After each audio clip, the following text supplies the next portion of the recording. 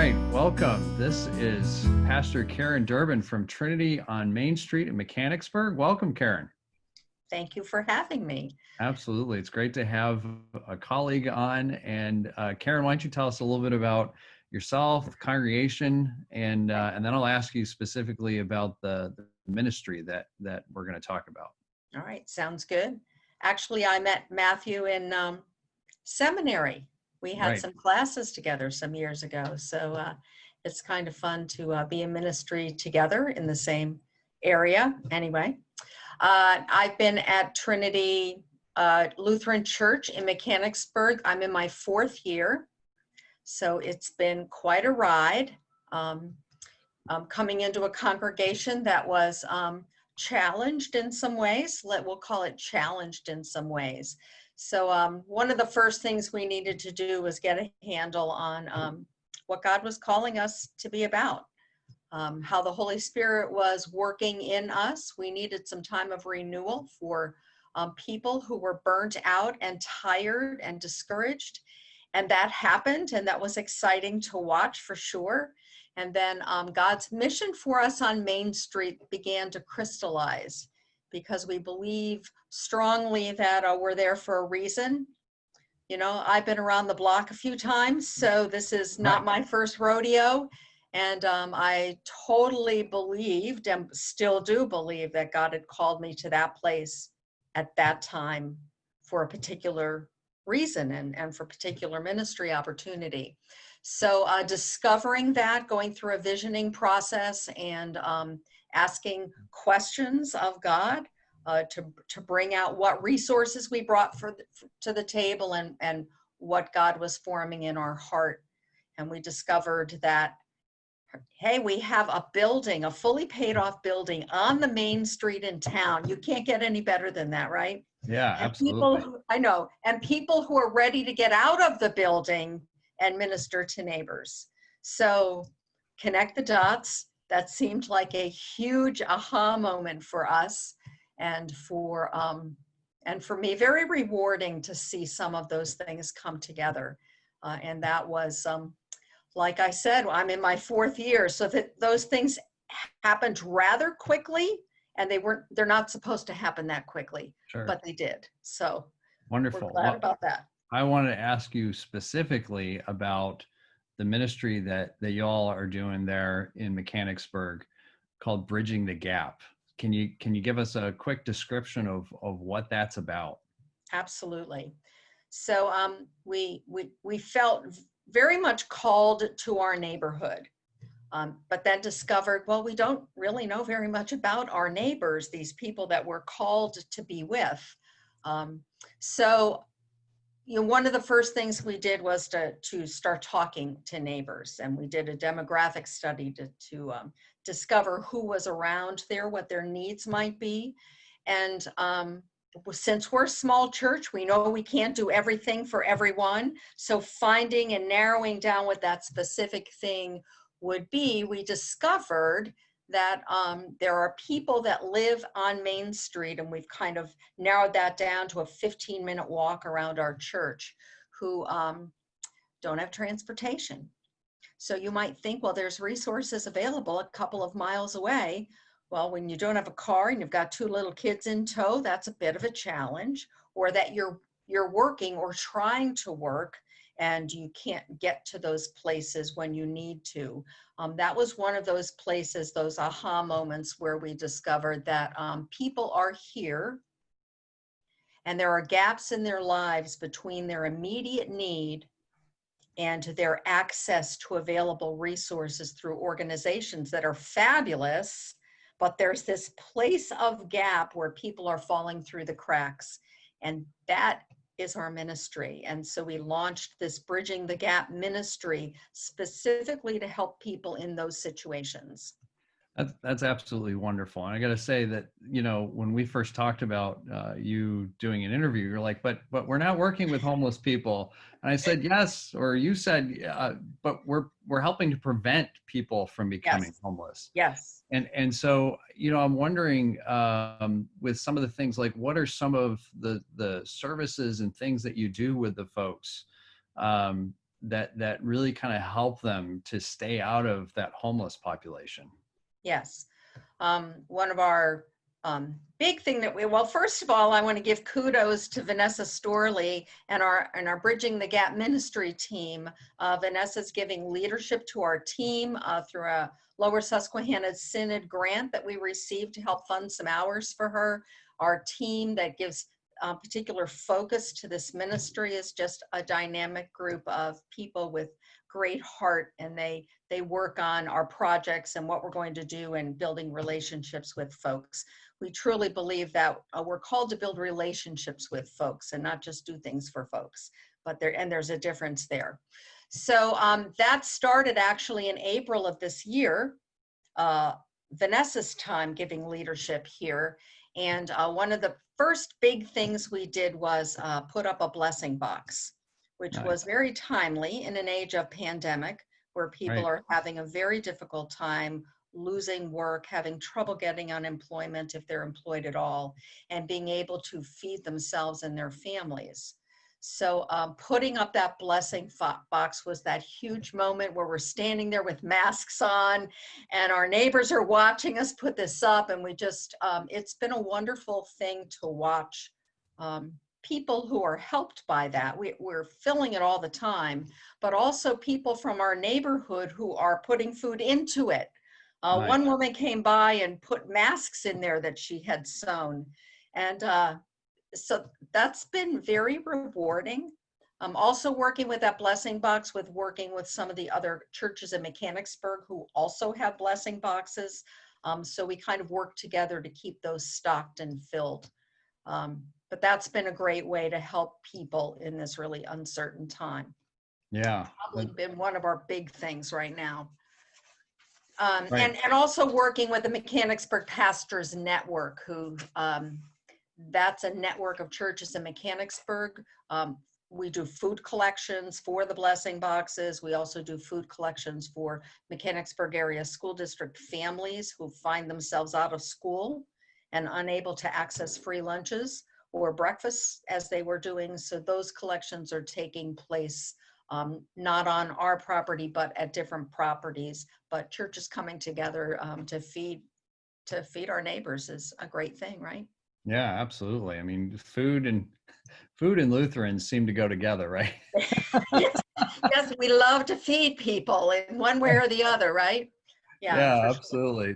Those are wonderful things. I wonder if you might share a story of somebody who has you've walked alongside.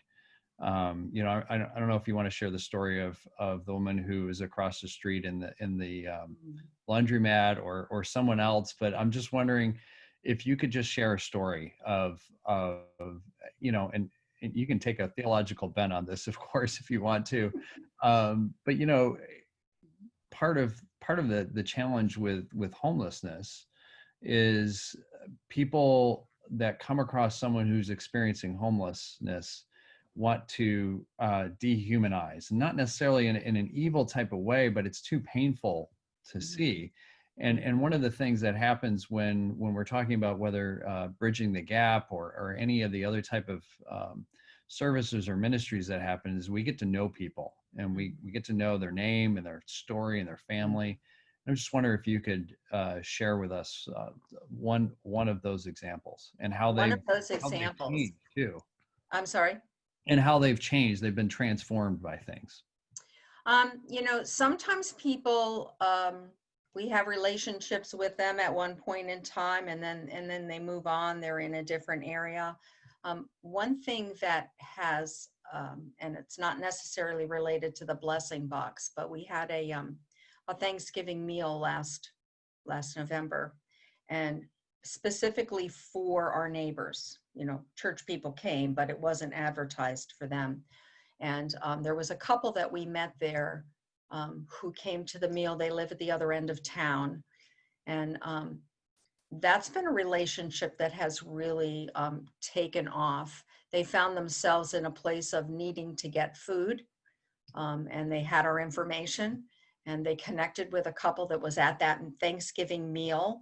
And they they called, and that couple continues to take them to New Hope so they can pick up their food box and then take them home because it's so far for them to walk. As it turns out, that husband and this woman have similarities to this couple. They were both in the military, in the same kind of situation in the military. I don't think those things are accidents, but Right. they happen to be sitting at the table and they happen to have this conversation. But that relationship has developed, and they've been watching our online stuff that we've been posting during the pandemic. The man said to us one time that that makes his day in the morning when he listens to those daily meditations. So that's one example of this transformation that's happening, not just in the lives of the people receiving the food, but certainly in the life of this couple from our church who routinely picks up food, and they go and they talk to them, and so they feel cared for. It's not just a box of food dropped at the door, but it's they feel cared for and loved, and they know that they can call and get help when they need it.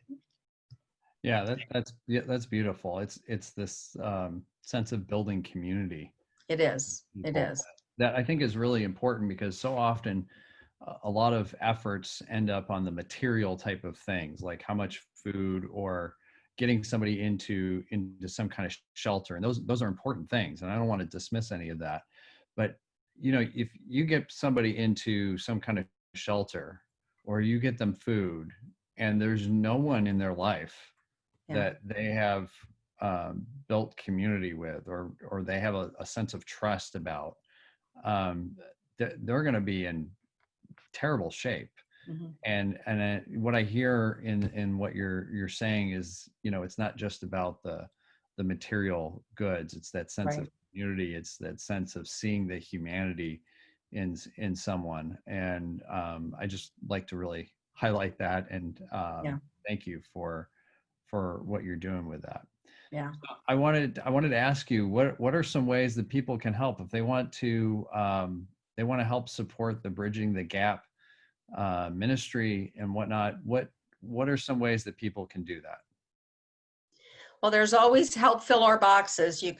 That's on our Facebook page, fill our boxes. And we receive donations of food anytime. You can just open the door and put food inside.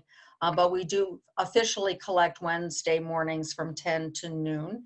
And what we receive, we use some of that, but we also help take some of those things to the other blessing boxes in town.